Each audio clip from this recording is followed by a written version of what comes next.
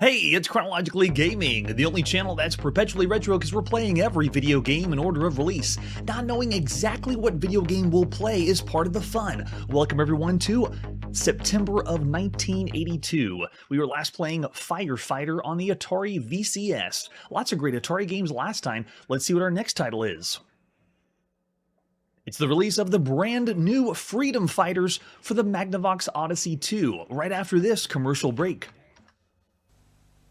I am a Philips video game. We originally saw this on the Philips Video Pack in April of 1982. So if this commercial looks kind of familiar, it's because it's the commercial for the Philips Video Pack.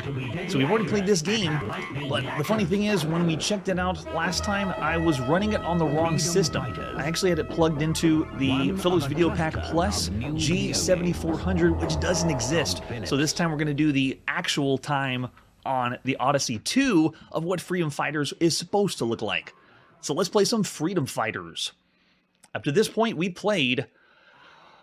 This is the 38th Magnavox Odyssey game on the show. 38 games. Let's take a look at the box for Freedom Fighters. Rescue prisoners of the pulsars from deep space confinement crystals. Expanded memory, it says. I wonder how much memory that means. But you can see the front, the Odyssey 2 artwork looks fantastic. Space sci-fi theme, bring it on. Let's flip it over on the back. We got hyperspace and conventional drive because there's two different modes to play in. Rescue prisoners from crystals, and they look like some purple blobs on the screen. Use your lasers to disintegrate pulsar warships, and beware for hunter-killer drone mines, which I believe are the yellow ones on the screen. And then down here in the bottom right, there it is, the Magnavox Odyssey 2 with its joystick. Very funky looking. I prefer the Atari VCS joystick. But you can see we're going to have possibly some fun because we had some fun on the Philips Video Pack with this one. Let's see the other artwork for Freedom Fighters. So besides the box, we also have... Oh, by the way, this one shows the Philips Video Pack system, but then it has the Magnavox Odyssey 2 on this screen. Here's the cartridge we're going to pop in on our Odyssey 2. The Odyssey 2 has a handle on the cartridge. So if you have problems pulling out cartridges on your Fairchild Channel F or Atari VCS, maybe you should get the Odyssey 2 because it has a handle built in. This one only has, oh, it says press 1, but it actually has different game modes than that. Interesting. Usually the cartridge tells you what the different game modes are. With an example of the screenshot of how it's supposed to be run. We also have the manual for Freedom Fighters. How do we play this one? When we played this last on the Philips Video Pack on the wrong, or the system in the future, it had a background and looked a little more flashy. So this is going to be the accurate recreation of what it would be like to play Freedom Fighters. Some great artwork there. Is that a nod of trapping Zod inside the mirror as they're flying through space? Maybe a Superman reference? I'm not sure. Yes, that's right. And you can also whack your friends with the cartridge. Because of the handle, thanks. Magnavox Odyssey lets us know exactly what to do with the button over on the left side. And to begin, it's going to say select game on the screen. And then you push the button, the mode that you want. So we got the Freedom Fighters mode. This one's for 1 or 2 players. The 2-player version allows you to control the spacecraft and move around. The second player gets to control the shots. You're now the flight deck of your Earth Federation starship. Your craft's displayed in the center of the TV screen. Player 1's the pilot. Player 2 is the co-pilot. So you're supposed to be sharing the same ship. With an example of the screenshot down there. And so on the one controller, they show you again, kind of like on the Atari VCS. Here's the joystick. I'm glad they gave us a picture and show which direction the joystick goes. Great. And the action button. That's how you fire your laser cannon. Player 2 uses the other hand controller and activates the ship's hyperspace drive system. Move the joystick to the right or left, depending on the direction you want to warp through hyperspace, and your ship will remain in the same vertical plane of the screen during a hyperspace warp. Kind of like the hyperspace warp in Asteroids. You move the joystick forward to go to the top of the screen, pull it back to go to the bottom, and then your ship's hyperspace drive system will override its conventional space drive system. So that means whoever's flying the ship, if you're playing one player, you can really mess them up if you wanted to using hyperspace drive. And then they give you the example of what happens on the controller down there with some screenshots. And it also shows you what to be blowing up. The starship approaching confinement crystal means that someone's trapped inside, and you can kind of make out what it is. They look like one of those little Ed Averitt characters that we've seen for a lot of the other Odyssey 2 games, but they're inside that crystal. That's who you're going to be rescuing. Very similar to rescuing someone like from Defender or from more recently Choplifter. Yeah, it's a great game. I really enjoyed it when we played it on the Philips Video Pack. So this is the official manual. The one we had before was kind of a homebrew manual, but now we get to see what you would get when you bought the game brand new in 1982. So it breaks down how to shoot down the enemy warships all around the screen and rescue prisoners from the confinement crystals. And then it breaks down what the score is in the top left. You get 20 points for rescue operation. Drone mines, 1 point. Yeah, very low number of scoring points. Usually we see games, we're getting 20, maybe 50 or 100 points for each one. And I think over time, as points in video games start to ramp up, it just goes more and more and more. So every video game we play, the maximum score goes from millions to billions. It goes even higher than that. This one starts with, what do you get? 1 point. That's it. That's all you need. So lots of really fun to play on this one. Now, it also has another game mode here. It's called Evasion Mode. Evasion Mode means that you're not going for shooting things. All you're doing is trying to avoid things on the screen.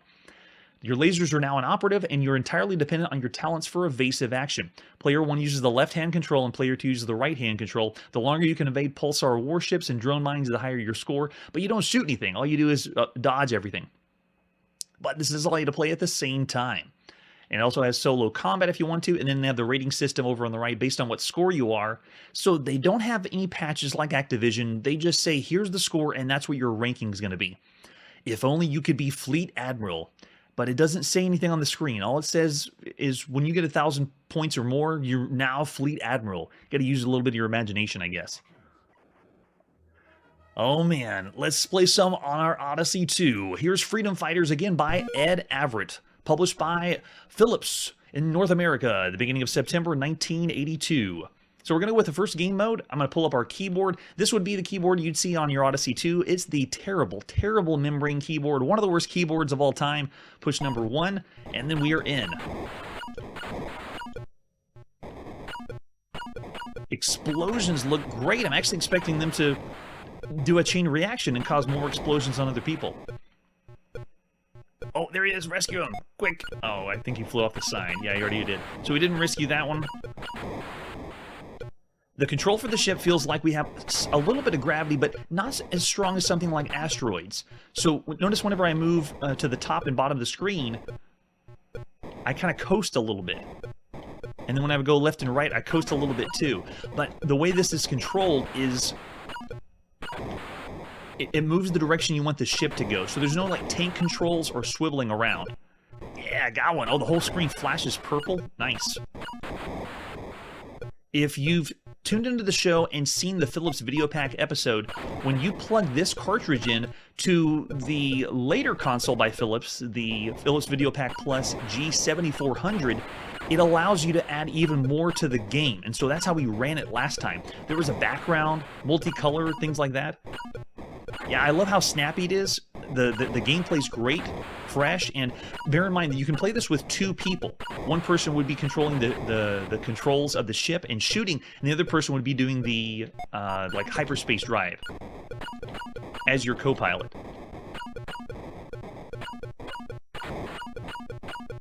Oh yeah, Charlie, Pickaxe Pete we've seen already on the Magnavox Odyssey 2. I believe it's coming out soon on the Philips Video Pack, so we'll be seeing that one again when we play it in Europe. We've been going back and forth. With this system, some of the releases would come out first in North America on the Odyssey 2, and then some of them come out first on the Philips Video Pack. So Pickaxe Pete we got first in North America, and then later in Europe. But I've been comparing Pickaxe Pete to lots of other platformers we played.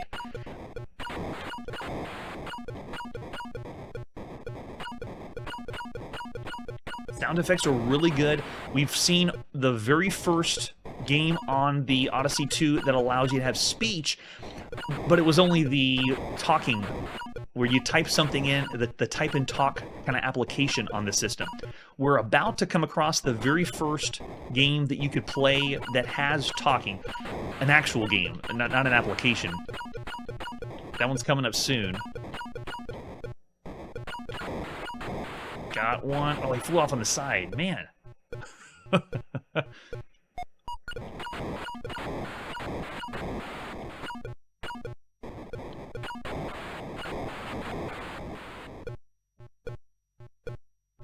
And every time I die, our buddy we're supposed to be rescuing just flies off the screen.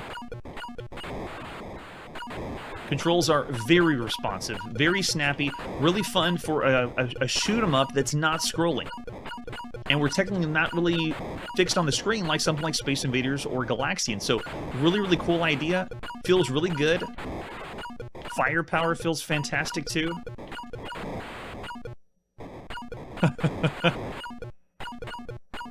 Yeah, good point, Bardo, man. There is plenty of games that are going to be released later that do not play and respond this way.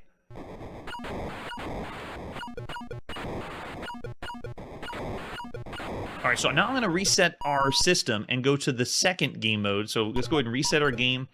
Go to game mode 2. Oh, I guess I got to go all the way out. We'll just power the whole thing off and then go back in. So game mode 2 is where you're avoiding things and you don't shoot as much. It allows you to play with 2 people at the same time if you wanted to. So here we go. It's time for evasion mode. Oh, wait, did I push? No, wait, it's 0. I pushed the wrong one. Go back out. Reset the system. And go.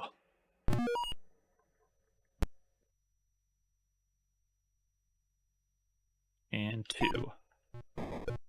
There we go. So if you have a buddy that wants to play with you, you can play 2 players at the same time. Cool idea, and also the co-pilot mode, where you're playing together using the same ship. No, I don't think this is the evasion mode. It's still doing the same one it was before. Maybe it's 0. What did the manual say to push for evasion mode? It is 0. Okay, so reset this.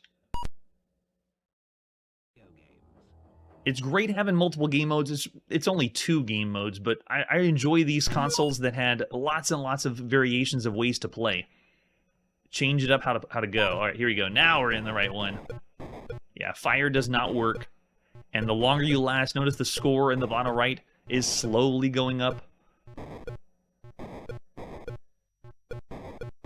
Yeah, I know, the manual is great too. Artwork's fantastic.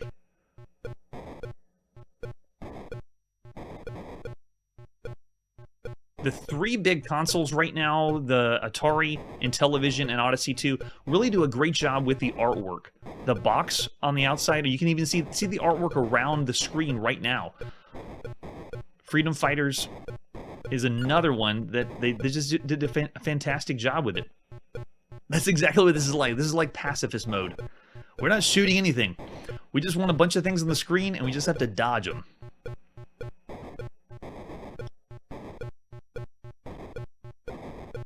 When we originally played this, the rating I gave it was 4 stars of all the games you could play playing on a home console. And that was in April of 1982. But we had this on the incorrect system. So what would you say? Of all the games you could play right now on a home console, would this still be a 4-star game regardless of the extra graphics in the background? Or would it be a little bit lower than that, like 3.5 stars? For the way shooters go with the different game modes and 1 and 2 player playability to play work together with a friend, and the co-op is a nice touch to it. There was another game we played that was called the like using the bull market and bear market of the stock market, and it was like a symbolism used in the game. Take the money and run, I believe it was called, and that was the same idea on Magnavox Odyssey 2. Now we're doing the same, using abstract concepts, running away from our problems. Bardo Man still going 4, very nice. Errol's going 3.5. Kun's going 3.5. Oh, I got you, yeah. Hey, welcome, Arcadeinator. All right, so I would still say that game is really, really good for a home console. To say 4 stars is pretty strong, but at this point, a shooter that is kind of unique where it's not scrolling horizontally, but it does allow you to quickly move around. The joystick controls are really tight, works really well. Charlie's going 4. Yeah, of everything we can see on a home console, I'm still going to say 4. I'll agree with what we had played before on the Philips video pack. If you want to look at the footage before, all it did on the newer system was added a background. And what's interesting is, by 1983, we will play on that new Philips video pack system. Just not yet. That's what it looks like now, just a black background. And it still plays really well. Lots of fun. Victor's hitting up 3.5 stars as 2. All right, next. We're going to the arcade for the release of Frenzy. It's almost like we just read this in Electronic Games and then went to our local arcade to check out Frenzy. Let's take a look at the artwork for Frenzy. What happens after going berserk? The game that made Stern Electronics famous has gone one further. We're going to go berserk. And it tells you all right here on the flyer what's new. New robots. The object of the game is to have the humanoid shoot as many robots as possible before Evil Otto, he's back, collides with them. Robots have two forms, skeletons and eyeballs. A totally new joystick. The player has tighter control than ever before he can move the humanoid in 8 directions with precision and accuracy. And either fire button can be used. Wait, I thought you could already move 8 ways on the old Berserk. And they say the new Evil Otto is truly indestructible. He will pursue you like crazy. 3 bullets will stun him, but he can't be killed. At least what it says here. I don't know if y'all remember, we played another game where they had Evil Evan in the game. I still say Evil Evan's more evil than Evil Otto. There's also new walls now, 2 different types. Purple ones can be shot through to make different exits, and then we have reflective walls. And also new rooms, and we have the first level, Mama Otto. If Evil Otto is shot, Mama Otto frowns and sends 4 baby Ottos to attack. I don't think I've ever seen Mama Otto. And they have different levels, 2nd level, 3rd level, the Power Factory Computer Room, and Robot Factory. Way to go, Stern. Adding some more to the Berserk-style games. Yes, Charlie, this is very, very difficult. It's like the difference between playing Defender and Stargate. And then you flip over the advertising flyer, it just has more stuff by distributors. There's the arcade cabinet we are going to see in the arcade. A little bit of artwork on the side, very strange artwork. But what you see around the CRT, notice the colors. That's what we're going to be zooming into when we begin the game. With the arcade PCB and the control panel, there it is. The flashy new joystick with a fire on either side for left or right-handed players. Yeah, there's the control, 8-way joystick and fire, keeping it kind of simple. There's our arcade marquee for Frenzy, the true sequel to Berserk, with another alternate advertisement flyer. Very nice, shooting the robots, and it kind of looks like the way they're going to be in the game for Frenzy. Yeah, there's the example of the screens. That looks pretty crazy. And we also have the operator's manual for Frenzy. I don't know what they're going for with the artwork. It kind of looks like the Odyssey 2 character, the one that Ed Averitt does. But in the game, you look a lot different. Let's see if Stern has anything about the game. Now, usual stuff about inspections. Make sure you plug it in. Don't electrocute yourself and so forth. General information on the front door. Yeah, we don't need to know about that. Make sure you got all your pieces of your arcade cabinet before you start playing Frenzy. Gotcha. So there we go. Insert a coin for credit. Start by pushing the start button. The object of the game is to have a humanoid intruder shoot as many robots as possible and escape from room. Humanoid intruder is controlled by player with control stick. Pretty generic instructions. You have 8 directions possible. Humanoid intruder stops moving when shot is fired. Shot is fired in direction control stick points to. Yeah, we got the idea. Evil Otto comes out from position. Humanoid intruder started, can be destroyed, will go through walls and follows humanoid. Its object is to destroy humanoid intruder. Was this written by a robot? It feels like it was. So let's go to the arcade and play some Frenzy. This is by Alan McNeil of Stern Electronics, the beginning of September 1982. Too cool. I'm ready. Now this is what you would have seen around the CRT, all the extra artwork. And down at the bottom, as usual, we're seeing arcade games now giving you what to do and how to play the game. I don't remember ever reading those instructions, the little ones that are around the CRT, or even the ones on the control panel. I would just go up to the arcade cabinet and play, or do what we're doing now. We watch the attract mode, see what the game's like, and then put a coin in and just go. But you can see they give you a few instructions, how Evil Otto is, and how you control the character.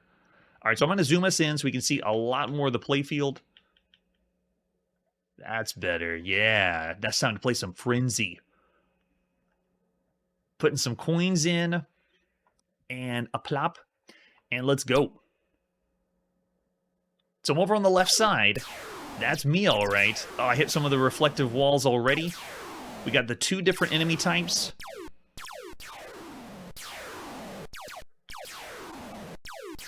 So while this is the true sequel... Oh, we got the talking too. There he is, Evil Otto. Let's try to see if we can immobilize him. I want to see if Mama Otto can come out. Oh, he didn't like that. Charge attack, shoot, kill, destroy. Oh, here they come. He's coming in so fast.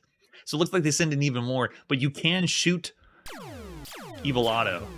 Oh, and they can shoot each other. Love it. I remember that now. You can lure them into hitting other enemies. And can you destroy all the robots at once? Robot attack. Oh, got it. Through the wall. Not only can you shoot through walls, but the enemies can too. So the purple walls are able to be shot through, but then the gray ones are the ones that are reflective. And they just updated the graphics just a little bit, but notice how I can shoot through a path through, like make my way to the side. Oh, I don't know if I can get away from him. Okay, I can. I could also shoot him if I wanted to. I know, if you die by your own shot, it's so humiliating. You reflect off the wall on accident.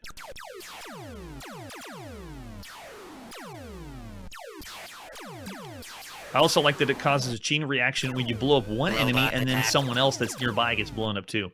And you gotta love the voices. When I was going in the game preparing for the show, you can go hit the dip switches up on the arcade cabinet and change up the language for the game.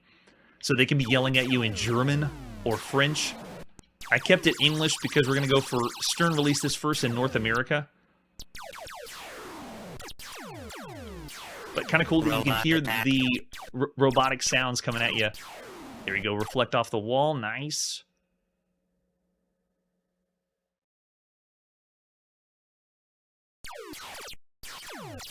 And enemy types are getting harder and faster. It feels like your character, eventually, when you play further in the game, gets slower and slower.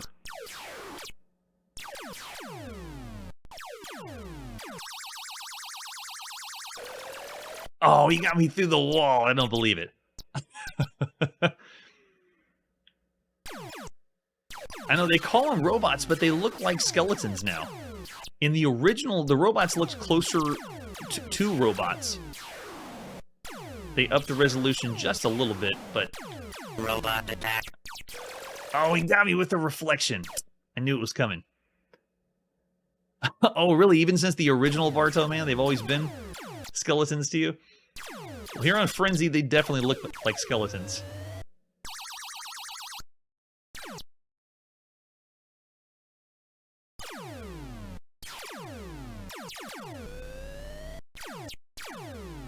They've upped their game. This is Stern's 15th video game that we played here on the channel. There's no stopping them as far as publishers go. And so far, we played 20 different Berzerk variants, or 20 different Berzerk-type games. The home computer has most of them. And so playing this in the arcade, it honestly makes me feel like this could have been done on a home computer, or something we would have played on the Atari 800 or 400. So it doesn't feel as impressive, considering all the clones we've seen so far and variations and changes to the game.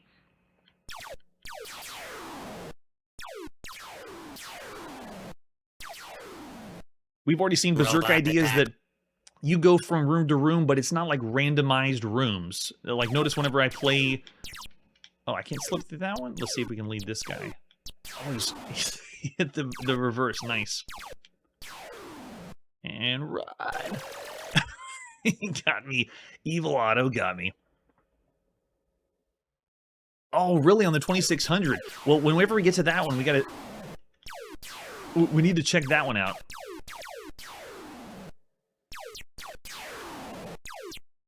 No, wait, we've already played the 2600 one. Because you couldn't play Berzerk at home. So we've already seen the 2600 one, and the Frenzy one we're going to be seeing later on several systems. Going from everything we've played so far with all the different Defender-type games, this one doesn't feel as impressive. We've already seen lots of games on the home computer that feel like it would be an arcade game, and this one feels like it's something we could have been playing on a home computer. Maybe not with the whole package though, because this has, you know, the talking and higher resolution on the screen, more enemies at once. Bartolman's already thrown out 4 stars of all the games you could play on a home on an arcade. Going to the arcade and thinking of everything we've played so far, this is still a treat. This is still a great title. Really, really fun.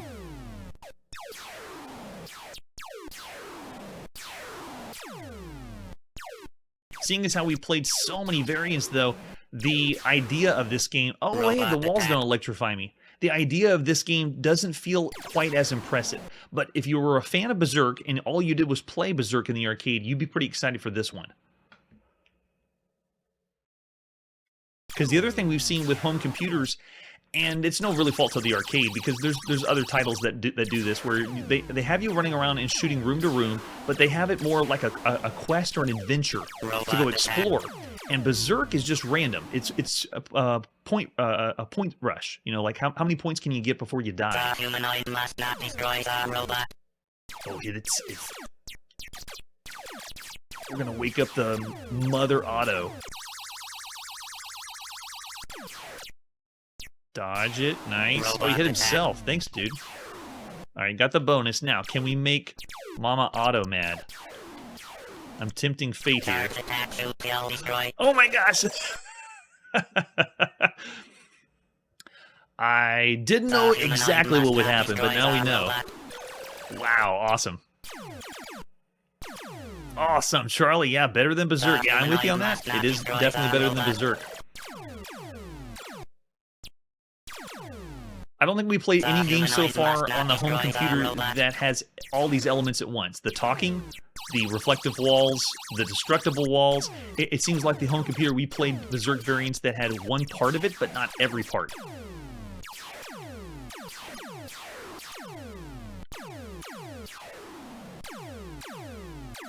Robot attack. And just like when we played Berzerk the first time, I want to keep playing and get better. So every time that I died... Yes, nice. I want to keep trying to do even better than I did before. Also, something they're doing that's different is Berzerk, when you went room to room, it felt like it was not actually exploring a place, like they were just randomizing the rooms. This feels like I'm going through, like flip screen viewing, room to room, as if this was mapped out. So it's not, it doesn't, this doesn't feel completely random like it did in the original Berzerk. Mama Auto's freaking scary. They just take 2, right? Yeah, oh, and the one shot, okay. And the more you run away... Hey, wait a second, I ran away. Why didn't the robot say, chicken, fight like a robot? I didn't hear that this time.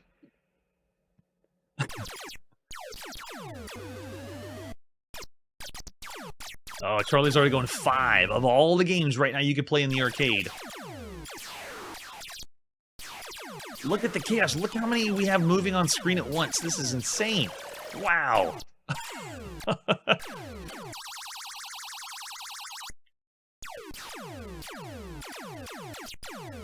Oh, it's so fun. You can't play Frenzy at home. You can only play it here in the arcade. Thanks, Grandma.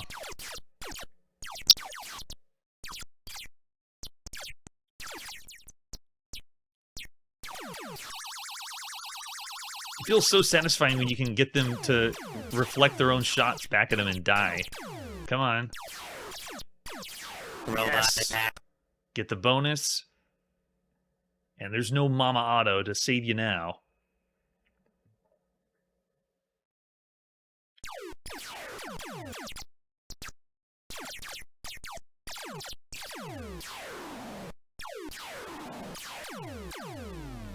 Robot attack.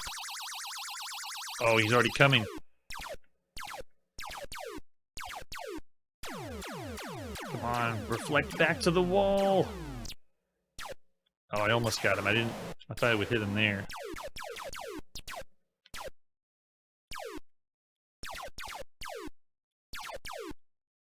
Now, the instruction manual didn't say anything about this one. Am I supposed to be blowing up this reactor, or what's... Does anyone know from Frenzy what you're supposed to do with the reactor? If it is a reactor? I know I turned off the electricity, but... Hey, welcome in! It's the release, or the very first time we're playing Frenzy in the arcade in September 1982. And I was doing all right, and then all of a sudden we started to die even faster. Gosh, yeah. Purple one, their shots are so fast. Okay, thanks, Charlie. Appreciate it. Yeah, wow, you need to run away. Oh, thanks, Rich. Okay. So just shooting it once turns off the electricity. Wow. A room full of the purple guys are insanely hard. Well, I wouldn't say the difficulty factor is as steep going from Defender to Stargate, but it's still, you can understand this is like for professionals or ones that were really used to Berzerk and wanted to have a challenge, something really fun. Yeah, I wouldn't compare it to Robotron quite as much because that has the twin stick shooting. This one still feels like it's like run and gun. You move around with one stick and then you can fire off a shot in eight different directions. It's also not as crazy as Robotron. Having the twin stick shooter of Robotron had even more enemies on screen and it was a lot faster gameplay. But this one feels almost like you're sneaking around. We've already played at home Seamus, which takes this idea but puts some kind of an adventure or exploration style to it. I still love it. It's so good. All right, so think of all the arcade games we've seen thus far. There is a lot out there. All the classic Golden Age arcade games are out there. And so this one, I would see from the perspective of someone who's played everything in the arcade, this is still a great time. I would still say this is one of the best games you could play, and better than Berzerk. The elements they've added to the game are great. But I'm teetering between 4 stars or one of the in the realm of one of the best arcade games you could play at the time. Rich is going 4. Yeah, because at this point, when we played Berzerk the first time, we gave it 4 stars. It was a great title for the arcade. And actually, we may have given it 4.5. But now that we've played everything else, there's so many variants of Berzerk that we've already seen that this one doesn't have the same originality and not even some of the polish that would push it over the top compared to other titles. And when you think of the arcade too, yeah. Oh, still going 4. I have to agree. I'm going to say of all the games we played so far in the arcade, Frenzy is a 4-star game. You can stick with the classic Berzerk if you want to. This one does add a lot to it, and it's an excellent title, but I wouldn't rate it as one of the best arcade games so far you could play. Well done, Stern. All right, and let's see what our next game is. It's time to go on our IBM PC and play some Fuzzy Worm. So from the arcade to a home computer. This one only has a couple screenshots, so we're just going to pop in some Fuzzy Worm and play. This one's by Boise Computer, the beginning of September 1982. Do you want to play the graphics version? Actually, no. I'm going to say no, we don't, so you can see the first version. Enter a number from 1 to 6 to begin, so we get 6 different difficulty levels. Let's go level 3. Check this out. Keyboard control only. Look at that. ASCII graphics characters, no official graphics, and we're playing some Centipede. That's what Fuzzy Worm is. Wow.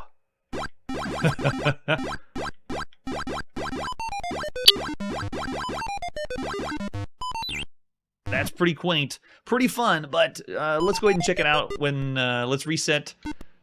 And let's play the actual graphics version. Ready? We're going to push yes. We're using a color display. Yes, we forked over the dough for a color display. If you can't read the word score, okay, we can actually shift the screen. That's pretty nice. All right, I want to go for level 4. Here we go. Oh, nice. We get Idaho in the bottom of the screen. Cool, I'll take it.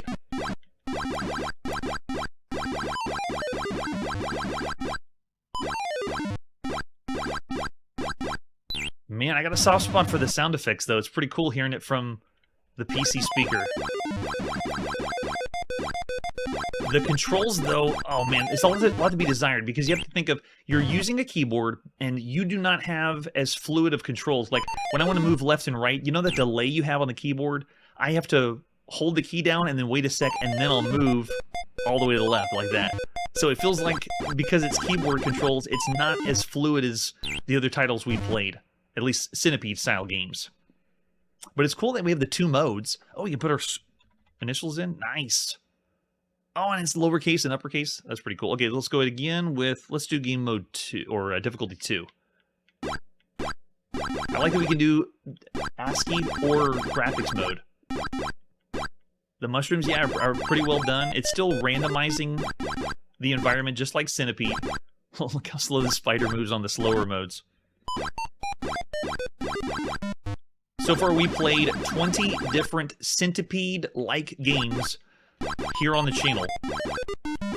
Some of the recent ones we played on a home computer have been like Grid Runner and Nightcrawler, which are really good ones for the VIC-20. And then we've also seen the official Centipede for the Atari home computer in June of this year. We've also played Video Vermin on the VIC-20 and gave that one 3 stars. Cosmic Snake on the VIC-20 and gave it 3 stars. Mega Legs, that was a really good one. I gave that one 4 stars. Caterpillar on Caterpillar Attack on the Coco, gave that one 3 stars. And then Viper on the Atari home computer. Viper was cool because you could shoot both different directions in Centipede. We even saw something similar in the arcade. And on MS-DOS, we've played Bugs. So the other Centipede that this would be competing with, if you had both systems, was another one called Bugs, which wasn't very good. And a really cool one, though, the most recent one we played was called Haunted Hill on the Atari home computer. And Haunted Hill was really cool, giving it a graveyard theme. So Fuzzy Worm, the display is okay. If you were to just watch the game and look at how the game is played, it looks all right. Like, it looks fairly faithful to Centipede. When we played the official Centipede that was on the Atari home computer, I said 4 stars. It was an excellent, excellent game. This one looks the part, but because of the play control, I wouldn't be able to go that high. I mean, even the sound effects are pretty good. If I can finish the Centipede, I want to see if it changes the color. Yeah. Maggot Mania, I'm excited for that one, Megas Prime. That sounds awesome.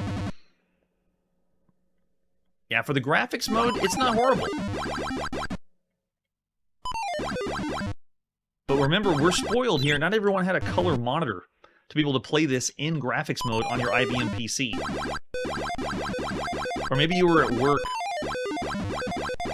and you only played the ASCII mode, you know, because you're using it for spreadsheets and something like that. Yeah, this is pretty good for DOS. I'm with you there. Nice. So for Fuzzy Worm, of all the games you could be playing right now on a home computer, I'm going to say this is around the average range. Because of the controls, I'd actually go a little bit higher, but because it's the keyboard control, it doesn't feel as well as using the joystick on the other systems we played it on. So there you go, 3 stars for Fuzzy Worm. Well done on the IBM PC. Love the sounds too. Curtis is going 3 stars as well. Charlie, 3.5 stars. And Errol, 3 stars. Nice. I feel the MS-DOS power growing. As we move forward through time, MS-DOS went from the worst game ever with Donkey, but now as we move forward, these MS-DOS games are getting better and better, sound-wise and graphics-wise. I'm really excited. Oh, Barto's going 4 stars. Wow, nice. Oh, too cool. Yeah, Nathan and Kun going 3 stars too. All right, let's see what our next title is. It's time to go to the TRS-80 Micro, or 80 Micro, I forget what the terrible name is. We're going to call it the Coco, and this is Germ Warfare.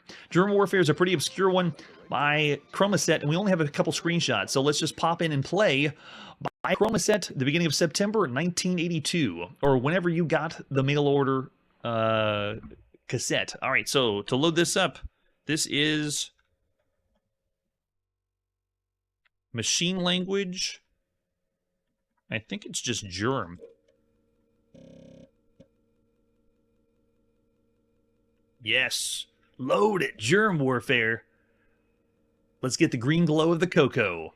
Deadly germs have escaped from the Germ Warfare labs. They are running down on your city, and if 8 land in the city, this is destroyed. Protect yourself with the right joystick. If no joystick, use the left and right arrows in F. Lower left of the screen shows landings remaining, and lower right shows your score. And we can also return to basic if we want. Okay. To pause this, and we can also change the colors with S? No way. I want to do that first. Oh, sweet. Change colors on the fly. Look at that. It's like the different color modes of the color computer. All the colors of the rainbow. Oh, this is so cool. By the way, the control is analog. It's very, very choppy analog, but I'm using, look at this, very fine-tuned. I need not to let these guys reach the bottom. There we go. Oh, but yeah, it's pretty choppy. The way you move left and right, it's not super smooth. I can imagine getting so frustrated using a Coco joystick and it doesn't move exactly where you would want.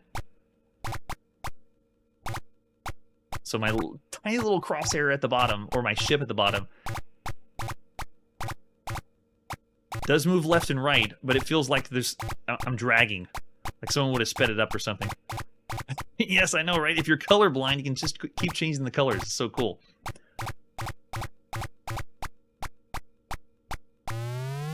Oh, can't let him reach the bottom. Look at this, though. It's almost like we're playing a simpler version of Sneakers. Nope, not gonna. Yep, it's not looking good. I think that's the game over. Yep, there it is. Can we switch the colors still? Oh, look at this. Now it looks like we're playing on the Dragon 32. It's the Tandy color computer. Take a look at the border. That's the proof of what we're playing on. I love that we can change on the fly, though. It's awesome. Yeah, enemy variety is a nice plus. The controls, though, is what really brings this down. I can understand why this was a Chroma Set title. Yeah, it doesn't feel as responsive. I'm just loving being able to switch it out.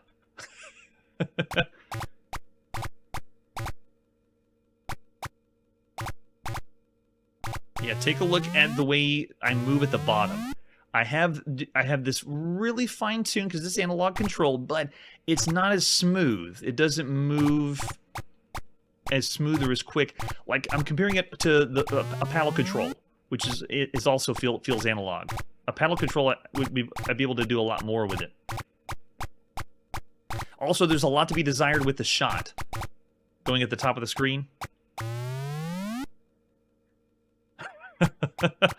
I'm with you on that, Manly.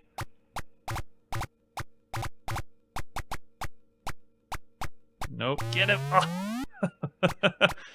He's hovering there, teasing me. And then switch it again. Oh, nice. Now it looks like we're playing the green scale of the original TRS-80. I love it. Yes, Barto, man, that's right. This is 1982. This would fly in 1981. I don't think it's going to fly there. Yes. Sorry if I hurt your eyes. There was a lot of different color modes. I just wanted to mess with all of them. It was so cool. Yes, coconuts. So there's Germ Warfare. Of all the games you could be playing on a home computer, I'd say subpar. It's a little bit lower than everything else we've expected. Maybe even down here in the bad range. 1.5 to 2 stars. Yeah, Yuba score's going 1.5 stars of everything you could play so far. Curtis is going down in the bad range. Kun 2 stars. Charlie Chuck's going 1.5. Yeah, I'm thinking around bad of all the games so far you could play. It is quaint, and if you had this on the Coco, you'd find enjoyment from it because, bear in mind, this game was way cheaper than most of the other titles you would have been buying. The really, really good ones out there are still on home computer running about 40 to 50 bucks. So this was really, really cheap. Richard's going 2 stars too. Yeah, I'm going to say it's still in the bad range. It's a bad game. Not super bad, though. I'll say 2 stars for Germ Warfare. Gotta kill those germs. All right, let's see what our next game is. We're going to the United Kingdom to play on the Sinclair ZX81. This is Gobbleman, and I'm very scared. We've played Gobbleman on MS-DOS, and it was the worst Pac-Man game ever. This one is not based on that Gobbleman, thankfully. Let's check it out on the ZX81. Another great arcade game. You only need 16K.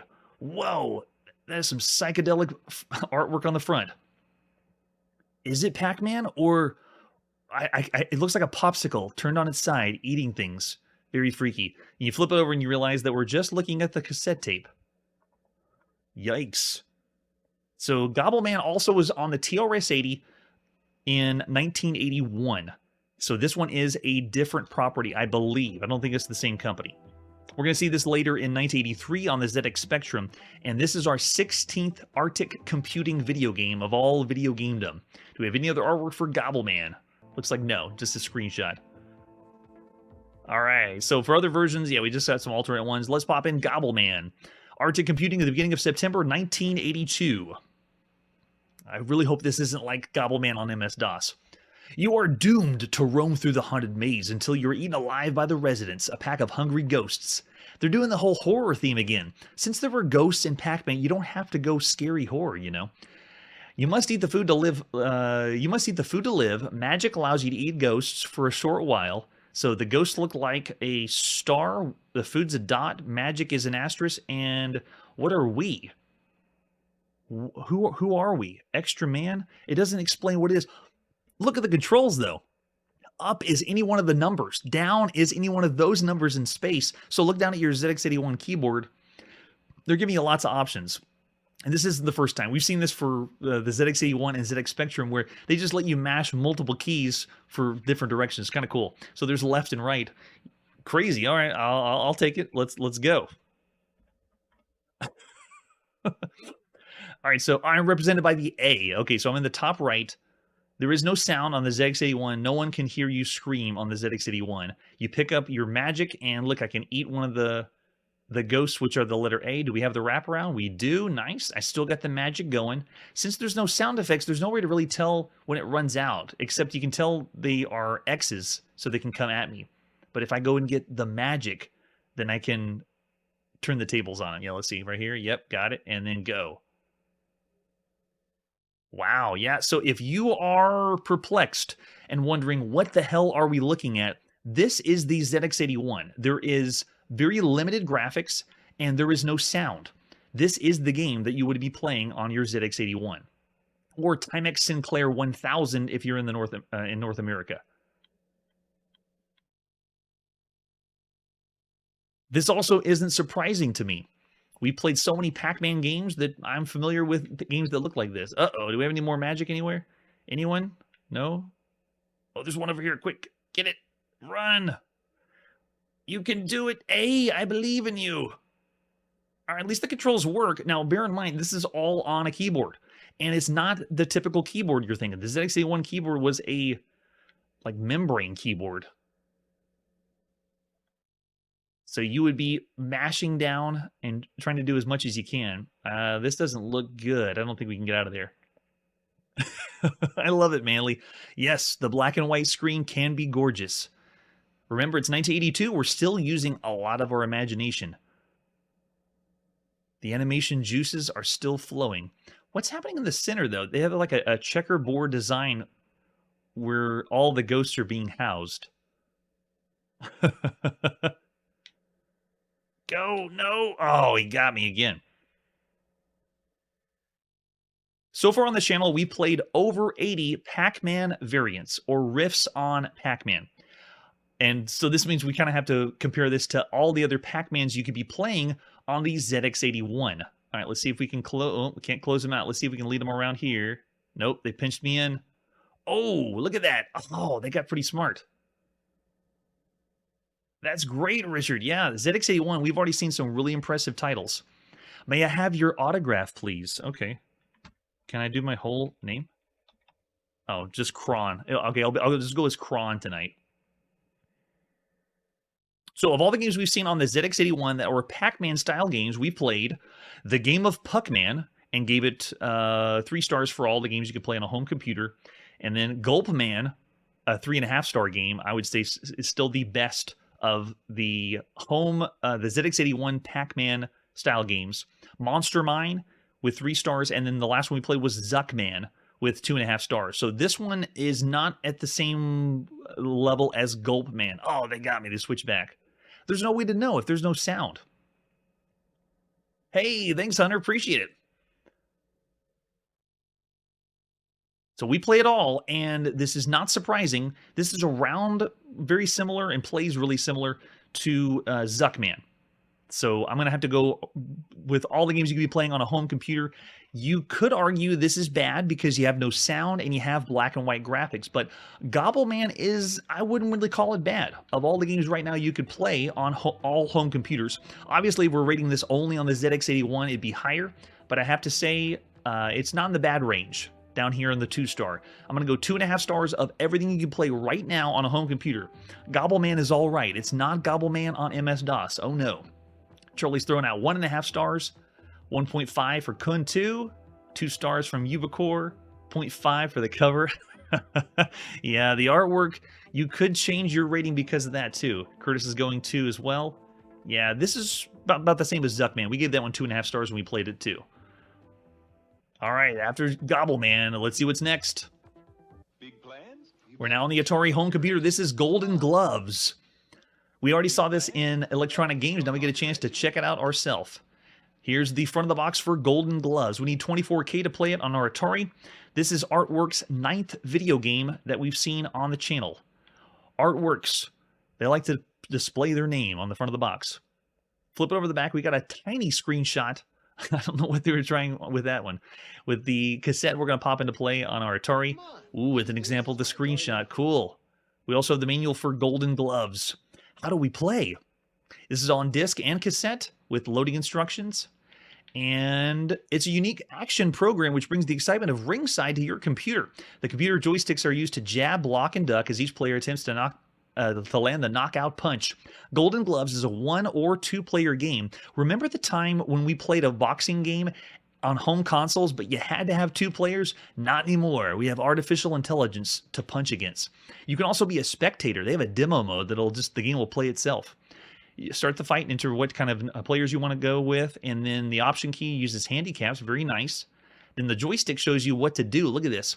To do a jab, that's the red button on your Atari VCS joystick. And then what direction you go on the joystick is, ducking, blocking, and then using hooks. So cool. And then it shows you what points you get for each one. It's nice. Are you kidding? Atari has So for other versions, we have it on both disc and cassette. We're going to go with the disc version. This is by Douglas Evans, published by Artworks at the beginning of September 1982. Way to go, Douglas. Here on the channel, we played less than 10 boxing games total. There has been heavyweight boxing and Bruiser on the TRS-80, which I couldn't find, so we didn't showcase those 2 on the show. We also couldn't find one called High-Res Boxing on the Apple II.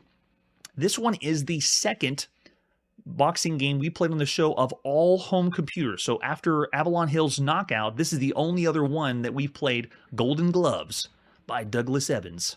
All right, I'm ready to go. How many boxers do we want? Now, we can do 0, and boxers will just fight each other. Or we can do 2 players, and 2 players can box against each other. I'm the only one here, so I'm going to do 1 player. Boxer number 1. Oh, I get to put my name in. Nice.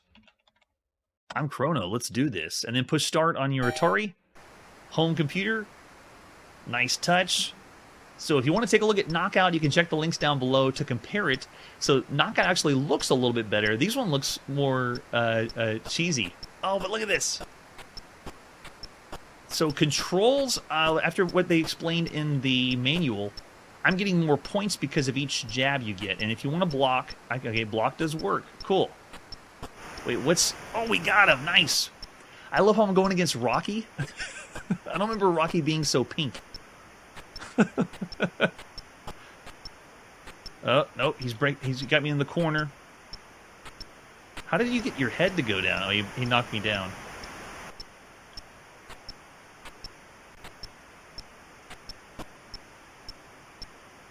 So we've only played 2 boxing games on all home computers.